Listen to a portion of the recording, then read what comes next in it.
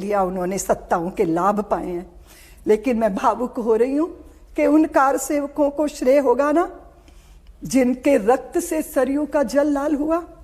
उन माताओं को श्रेय मिलना चाहिए ना जिन्होंने अपने आंगन को सूना कर दिया, अपने 2-2 पुत्र जन्मभूमि के लिए अर्पित किए। उन बहनों को श्रेय जाना चाहिए ना जो प्रतीक्षा करती रही, लेकिन अब वो कलाइयां नहीं है जिन पे उनको राखी बांधनी है।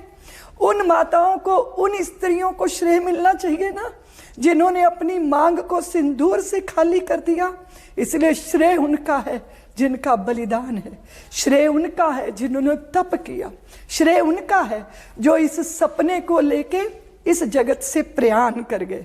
इसलिए राजनीति के वितंडावाद की बात तो मैं नहीं करूंगी पल्लवी, लेकिन माँ भारती जानती है, आकाश जानता है, सरयू के तट जानते हैं, अयोध्या की नगरी जानती है, और श्री राम जानते हैं कि कौन थे वो जो मन और चित्त और शरीर से, तन मन धन से इस कार्य को समर्पित हुए।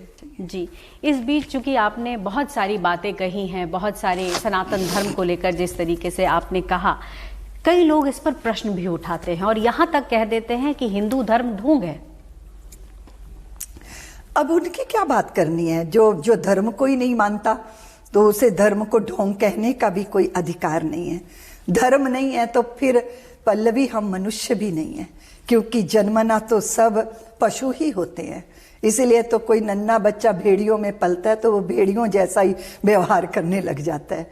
मनुष्य को मनुष्य बनाया ही धर्म ने है, और धर्म कर्तव्य है पल्लवी, धर्म धरती के प्रति, पृथ्वी के प्रति, और इसीलिए धर्म की ही दी हुई व्यवस्था के कारण हम सर्वे भवन्तु सुखिना की भावना में और वसुधैव कुटुंबकम की भावना से अपलावित होते हैं। अगर धर्म नहीं है तो पति और पत्नी शाश्वत एक दूसरे के प्रति विश्वास से भर नहीं सकते।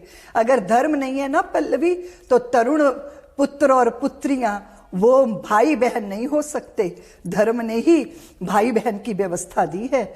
पिता ने, हमें नहीं पता उनसे जन्मे हैं, माता ने दावा किया है कि ये तेरा पिता है, और माता की वाणी धर्म परिपूर्ण है। इसीलिए अगर धर्म ना हो ना तो हम अपने पिता तक को ना पहचान पाए। जाते जाते एक सवाल करूंगी, आज की राजनीति, आज की सरकार और खास करके प्रधानमंत्री मोदी को कैसे देखती हैं आप? प्रधानमंत्री जी ने भारत के जनमानस के मन को छुआ है। प्रधानमंत्री जी ने अगर कोई चूल्हे चौके में आंखों को धुंधियाती हुई, धुंधला पड़े हुए और उसको बुझते हुए देखा तो फिर कोशिश की कि वो धुआं धुसरित आंखें ना हो।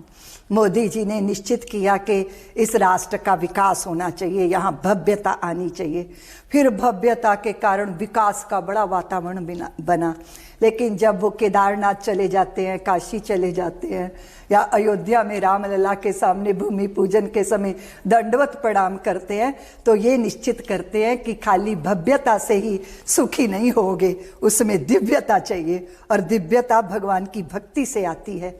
तो मोदी जी ने जब निराहार रहकर नवरात्रों में जल पे रहकर पूरे विश्व का भ्रमण कर दिया, तो फिर वो समझ गया सारा विश्व के तप और त्याग में कितनी बड़ी सामर्थ्य होती है।